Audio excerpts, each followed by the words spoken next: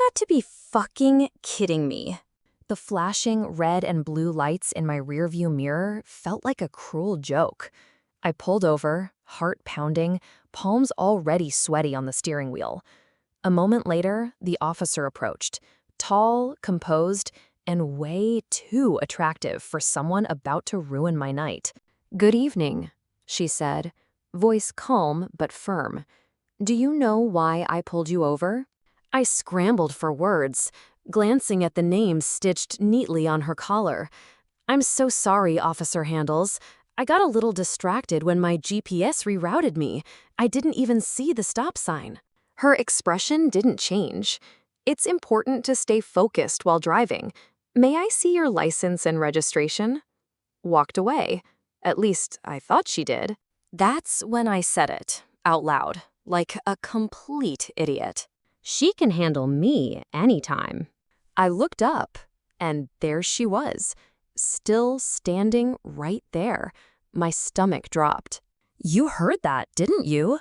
I asked, mortified. "I actually didn't," she replied, cool and collected. "I'm going to need your insurance as well." I fumbled again, handed it over, and she gave a nod. "Thanks, be right back." As she walked away, I slumped back in my seat, groaning. Did I really just say that out loud? To a police officer?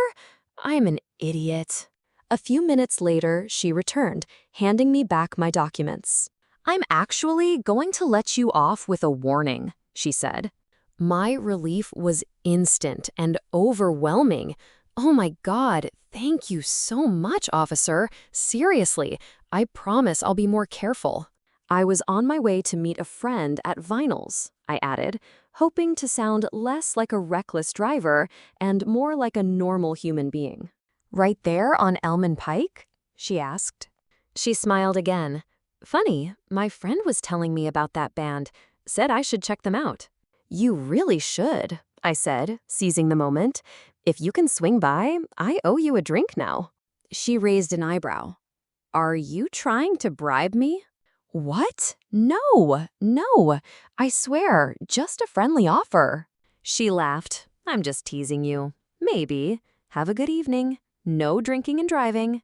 "Absolutely not, officer. Uber or Lyft if need be. I'm very responsible." She chuckled, already turning to leave, apparently not at stop signs. We both laughed, and as she walked away, I couldn't help but smile. Maybe getting pulled over wasn't the worst thing that happened tonight. I stared at the door like some kind of lovesick stalker, silently willing Officer Handles to walk through it. My heart thudded with every second that passed. Then, there she was. She stepped inside, scanning the room with casual confidence. I raised my hand in the nerdiest way imaginable, like I was volunteering in class. She spotted me and smiled. It felt like one of those movie moments, the kind where the beautiful woman walks towards you in slow motion and some cheesy soundtrack plays in the background. Pretty Woman echoed in my head. She was absolutely stunning. "You made it," I said, trying to sound cool and failing miserably. "I did," she replied, her smile still lingering. "You look really nice." "So do you," she said, and I swear I forgot how to breathe for a second. "I didn't think you were going to come. I didn't want to disappoint you." I laughed, a little too loud. "You definitely haven't." She glanced at the bar. "So, what's your pleasure? I owe you a drink." "You don't owe me," she said quickly. "It can't look like I'm accepting a drink because I let you off without a ticket. So how about I buy you one instead?" I nodded, impressed by her integrity. "Totally understand. I'm Carly, by the way." "I know," she said with a grin. "Right, of course," I chuckled. "That makes sense. I'm Samantha, but you can call me Sam." She looked around. "Has your friend's band played yet?" "They're on a break right now." "Cool, I'm looking forward to hearing them." I took a sip of water, then immediately regretted my next words. "So, do you come here often?" I cringed. Ugh, sorry. That sounded like the cheesiest pickup line ever. We both burst out laughing. "Well," she said, "it's definitely better than, 'You can handle me anytime.'" I groaned, burying my face in my hands. Can I disappear now? I'm so embarrassed. I'm really sorry. "You're fine," she said, her voice warm. No, seriously, I'm an idiot. "I doubt that," she replied. I laughed as I walked back to my cruiser. "I thought you might have heard me." I did, she admitted. I just didn't want to embarrass you. So you chose to embarrass me now? I said, narrowing my eyes playfully. Sam didn't miss a beat. Yup. We both burst out laughing, the kind of laugh that melts away tension and makes the night feel lighter. I flagged down the bartender and ordered a gin and tonic, grateful for something to occupy my hands and my nerves. Just then, the band returned to the stage, saving me from further self-inflicted awkwardness.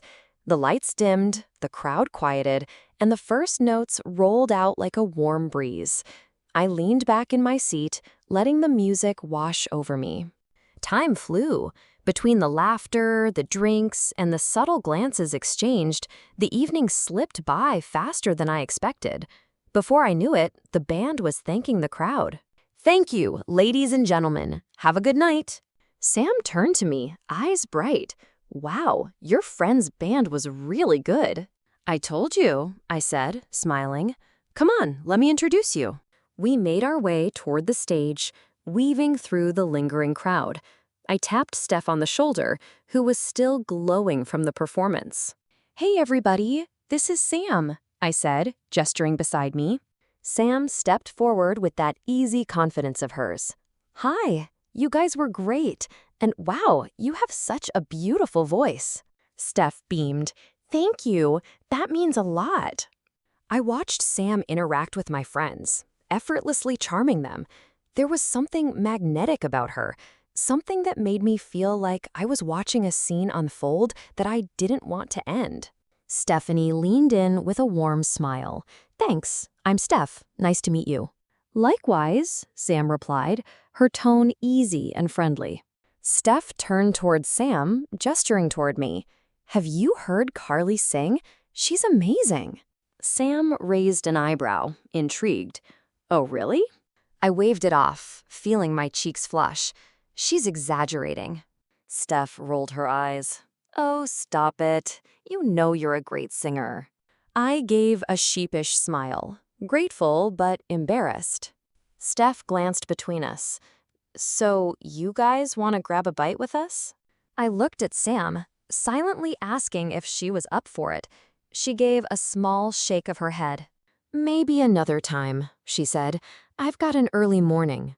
"I'm a little tired myself," I added, "but definitely another time." Steph nodded. "Great, it was really nice meeting you." "Likewise," Sam said. "I'll call you tomorrow," I told Steph.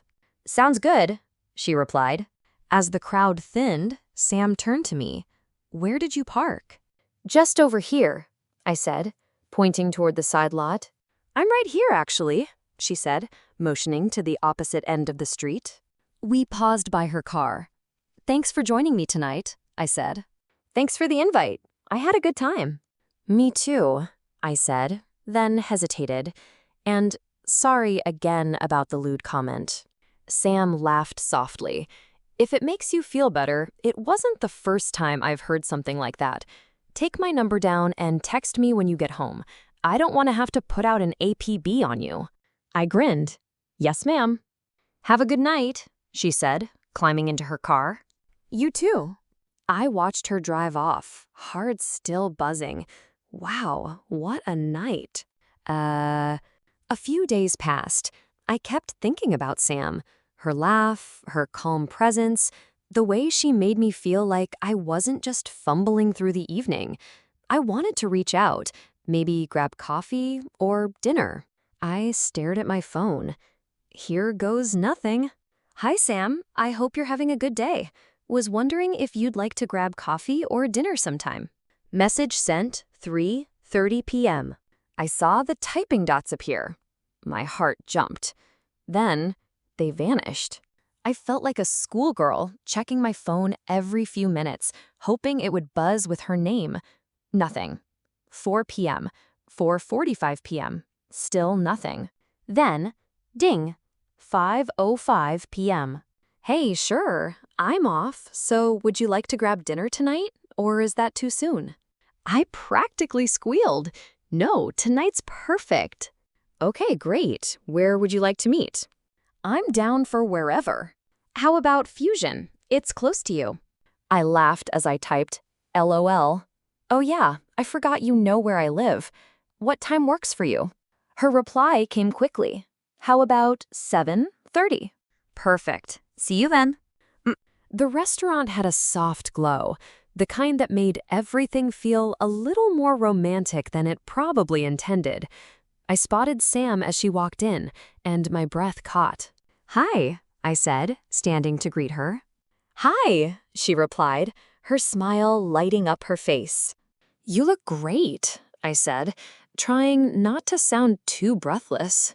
You look great, she echoed, and I felt my nerves settle just a little.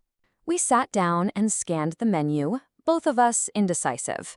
After a few minutes of back and forth, we settled on a few appetizers. No full meal, just something light. So, I said, leaning in slightly, tell me about yourself. What would you like to know? She asked, playful. I shrugged. I don't know. Do you have any kids? Nope. You? No kids for me either. Are you married? I asked, instantly regretting how blunt it sounded. I am, she said. Oh. I tried to mask the disappointment in my voice, but I think it slipped through. Well, she added, technically I'm married. I raised an eyebrow. But I'm in the process of a divorce. Oh, I'm sorry, I said, with a smirk that betrayed my curiosity more than sympathy. Don't be, she laughed. We were young. Sometimes things don't work out. We still care about each other, but we're not in love anymore. Wow, okay. And how do you feel about that? She tilted her head. Is this a therapy session? Oh my God, I'm sorry. Let's change the subject, I said, laughing nervously. I'm an actual therapist. It's in my nature. I'm kidding, she said. You're fine. But if I need to talk about some things, I know who to call. They both chuckle. Also, Carly, it's not something I hide, just something I don't mention often, but I'm actually gay. Carly responded with a smile and an okay, obviously unbothered. So, Steph, have you been out much since your divorce process? I actually haven't. Well, Carly said, raising her glass, feel free to use this as a practice date. We both laughed. She shook her head and smiled. Dinner was great, she said. I had a really good time. So did I. We should do this again. I think I'd actually like that. I leaned in to hug her goodbye. She smelled amazing, warm, clean, a little spicy. I didn't want to let go. Before we part, she said, how did I do on this mock date? You did pretty well, actually. On a scale of 1 to 10? 8. 8? She teased. Geez, I was shooting for a 10. I laughed. Sorry. She leaned in, her lips close to my ear. How can I add 2 points to make it a 10? Before I could answer, she kissed me. Her lips were soft, deliberate. The kiss wasn't rushed. It was warm, sincere. It started tentative, then deepened as we leaned into each other. Her hand slid to my jaw, fingertips tracing the line of my cheek. I felt like I was glowing from the inside out. We pulled back, breathless. So, she whispered, am I still an 8? Girl, I said, barely able to speak, you just took my breath away. We both laughed, but the air between us had changed, charged, electric. I don't want to say goodnight, I admitted. Then let's not, she said. Take me back to your place. My apartment was 10 minutes away. At every stoplight, I leaned over to kiss her again. I couldn't help it. I wanted her so badly. When we arrived, I walked around the car and took her hand. "Follow me." Inside, I closed the door behind us. "Can I get you something?" I asked. "Yes," she said, eyes locked on mine.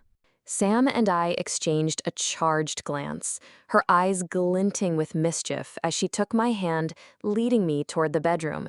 The air between us crackled with anticipation, every step a deliberate dance of desire. Once inside, she tugged me closer by the waist, her touch firm yet tender. Her lips brushed against my neck, leaving a trail of fiery kisses that sent shivers down my spine. Each touch, each breath felt like a promise of what was to come. Her mouth captured mine, her lips soft yet demanding. She kissed me deeply, her tongue teasing mine, before playfully nipping at my lower lip. I gasped, my hands instinctively gripping her shoulders. "Bite harder," I whispered, my voice trembling with need. She complied, her teeth grazing my skin just enough to make me shiver. Her hands began to roam, slowly peeling away my clothes, exposing my skin to the cool air. The sensation of her touch against my bare flesh was electric, heightening every sense. "What would you like?" "You." In a low, seductive tone, she asked, "What do you like?" Her breath was hot against my ear, her words a whisper that sent a jolt through me. I hesitated, then confessed, "I like to be dominated." A smirk played on her lips as she teased, "Oh, really?" I nodded, my heart pounding. "I like to be handled," I reaffirmed, my voice steady despite the nervous flutter in my chest. Our laughter filled the room, lightening the mood, but not the intensity of the moment. Sam suggested a safe word, and without thinking, I blurted out, "Pineapple." She smirked, her eyes sparkling with amusement. "Isn't that everyone's safe word?" We laughed again, the sound echoing in the intimate space.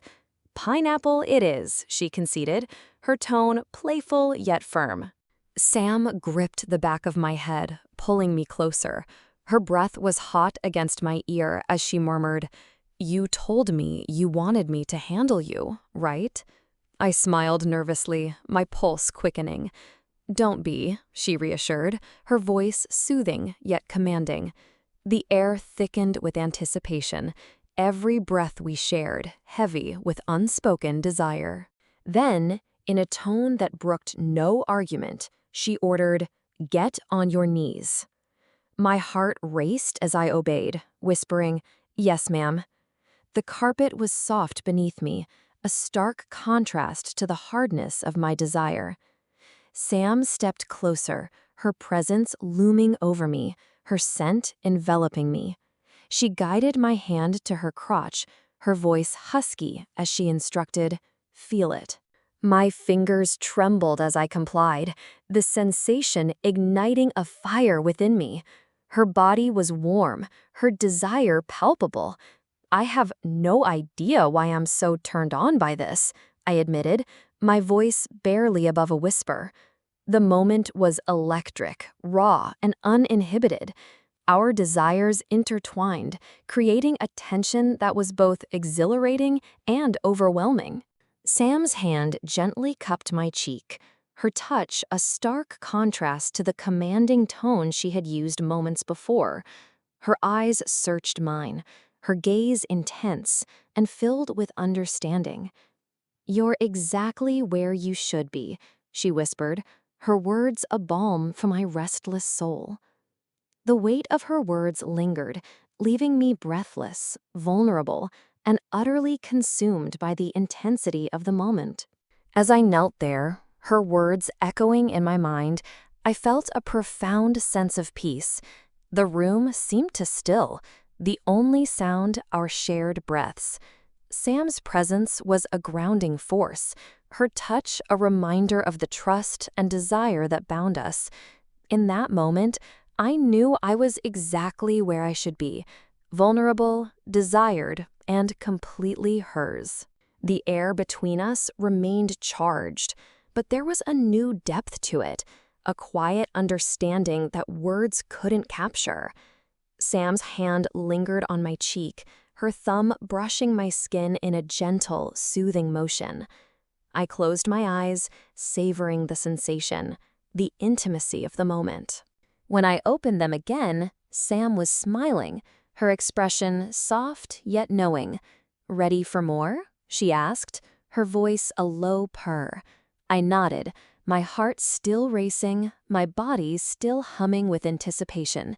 She helped me to my feet, her touch guiding me, her presence a constant reassurance. As we stood there, the tension between us shifted, evolving into something deeper, more profound. The moment was no longer just about desire. It was about connection, about trust, about the unspoken bond that had formed between us. Sam's words lingered in my mind, a reminder of where I stood, of who I was with her. And as we moved closer, the air thick with promise, I knew that this was just the beginning. The intensity of the moment, the vulnerability it had exposed, had only deepened our connection. Whatever came next, I was ready to explore, to surrender, to be exactly where I should be. The end.